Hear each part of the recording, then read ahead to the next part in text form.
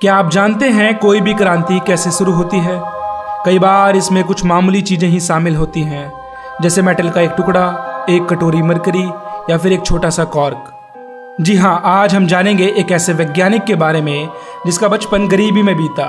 वो पढ़ने में ज़्यादा कुछ खास नहीं थे, जो दिन में किताबों पर जिल्द चढ़ाया करते थे और रात में उन्हीं किताबों को पढ़कर इलेक्ट्रिसिटी के बारे में अपनी जिज्ञासा को बढ़ाते रहे। एक साइंस शो के टिकट ने उनका जीवन बदल कर रख दिया, जिसने अपनी जिज्ञासा और बुद्धि के दम पर हमें एक नया जीवन दिया।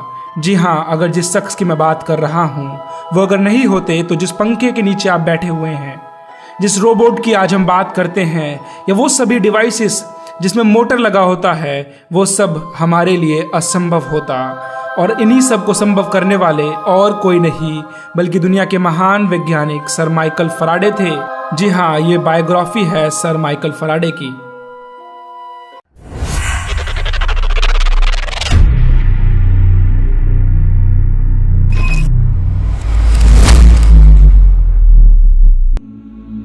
सर माइकल फैराडे का जन्म 22 सितंबर 1791 को इंग्लैंड में हुआ था। पिता का नाम जेम्स फैराडे था, जो कि एक गरीब लोहार थे। बचपन में पढ़ाई के साथ साथ यह अपने पिता के साथ काम भी करते थे। माइकल फैराडे अपने माता पिता के 4 बच्चों में तीसरे नंबर पर थे। इन्होंने अपना जीवन लंदन में जिल्दसाज यानी कि बुक बाइंडिंग की नौकरी से प्रारंभ किया। 13 साल की उम्र में वो किताबों पर जिल्द चढ़ाने वाले कारखाने में काम करने लगे। दिन में वो किताबों पर जिल्द चढ़ाते और रात में उन्हीं किताबों को पढ़ा करते। यहीं से उनके इलेक्ट्रिसिटी के जुनून की शुरुआत हुई। सर माइकल फैराडे अपनी रूढ़िवादी क्रिश्चियन परिवार की परंपराओं को बेहद दिल से मानते थे। इसी से उन्हें ताकत, सुकून और विनम्रता का एहसास होता था। कई सालों तक बुक बाइंडिंग का काम करते हुए अब फैराडे 21 साल के हो चुके थे। अब वे बड़ी दुनिया में जाने का ख्वाब देख रहे थे। तभी उन दिनों उनके काम से प्रभावित होकर उनके ग्राहक ने उन्हें एक साइंस एंटरटेनमेंट शो का टिकट दिया। जी हाँ, साइंस फॉर द पब्लिक का। दरअसल सर हम्फ्री डेवी उस दौर के माने हुए वैज्ञानिक थे और साथ ही मंजे हुए शोमैन भी। उनका इलेक्ट्रिसिटी का शो लोगों को बेहद पसंद आता था। जब सर माइकल फैराडे उनका शो देखने गए तो उन्होंने उनकी एक एक बात को ध्यान से सुना और उसको नोट कर लिया। और जैसा कि उन्हें बुक बाइंडिंग का काम तो आता ही था, तो उन्होंने हम्फ्री डेवी के शो की पूरी बातों को एक बुक की फॉर्म में तैयार कर दिया। उन्होंने सोचा कि शायद ये तोहफा हम्फ्री डेवी को देने से उनके पास जाने का उन्हें मौका मिलेगा। उन्होंने ये बुक सर हम्फ्री डेवी को भेजी। हम्फ्री डेवी को सर माइकल फैराडे का काम बेहद पसंद आया और उन्हीं दिनों एक एक्सपेरिमेंट में काम करते हुए सर हम्फ्री डेवी की आंख में कुछ दिक्कत हो गई थी। अब सर हम्फ्री डेवी को एक असिस्टेंट की जरूरत थी, तो सर डेवी को तब सर माइकल फैराडे की याद आई, जिन्होंने उनके शो में कही गई एक एक लाइन को हूबहू किताब की शक्ल में उन्हें भेजी थी। और हम्फ्री डेवी ने सर माइकल फैराडे को काम पर रख लिया। जल्द ही फैराडे ने हम्फ्री डेवी का सारा काम संभाल लिया। जो नौकरी कुछ दिनों के लिए मिली थी वो पक्की नौकरी में तब्दील हो गई और रॉयल इंस्टीट्यूट उनके लिए घर की तरह हो गया। दिन में वो डेवी की मदद करते और शाम को वो सीढ़ियां चढ़ के अपने छोटे से अपार्टमेंट में पहुंच जाते, जहां उनकी पत्नी सारा उनका इंतजार कर रही होती थी। एक दिन हम्फ्री डेवी और केमिस्ट विलियम वॉल्सन एक अजीब सी चीज को लेकर एक्सपेरिमेंट कर रहे थे, जो आगे चल के बहुत काम की चीज बन गई। दरअसल वर्ष 1820 में सर हैंस क्रिश्चियन ऑर्स्टेड ने अपनी खोज में बताया था कि कोई भी current carrying conductor magnetic field को प्रोड्यूस करता है।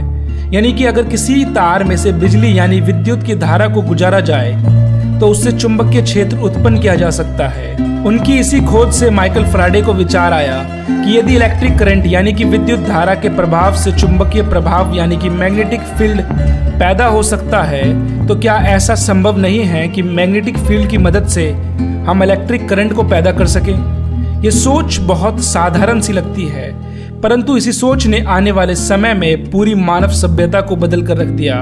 अपनी इस सोच को परखने के लिए उन्होंने एक प्रयोग किया, जिसमें तार की एक कुंडली यानी कि कॉइल बनाकर चुंबक के पास रखी गई, लेकिन उन्हें कुंडली यानी कि कॉइल में कोई भी बिजली बनती हुई नहीं दिखाई दी। उन्होंने कई बार अपने प्रयोग को दोहराया, किंतु उन्हें हर बार नाकामी हाथ लगी। तंग आकर एक दिन उन्होंने कुंडली यानी कि कॉइल को फेंकने के लिए चुंबक के पास से खींचा और उसी समय गैल्वेनोमीटर, जो कि एक करंट मेजरिंग डिवाइस होता है, उसमें रीडिंग शो होने लगी। उस समय सर फैराडे को यह ज्ञात हुआ कि यदि कुंडली यानी कि कॉइल तथा चुंबक के बीच में आपेक्षिक गति यानी कि रिलेटिव स्पीड को चेंज करा जाए तो इससे कॉइल में करंट पैदा किया जा सकता है।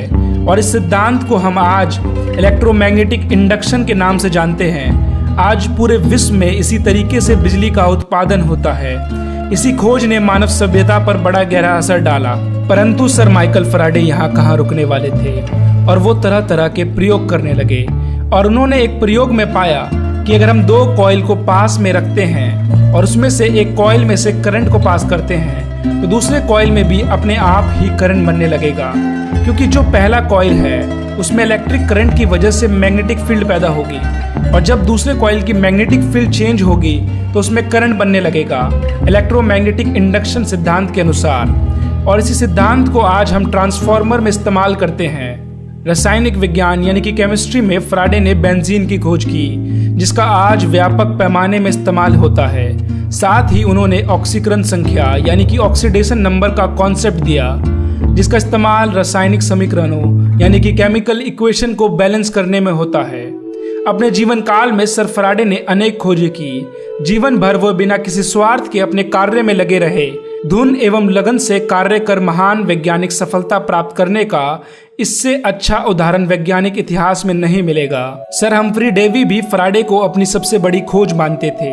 सर माइकल फैराडे का विवाह 12 जून 1821 को सारा के साथ हुआ था।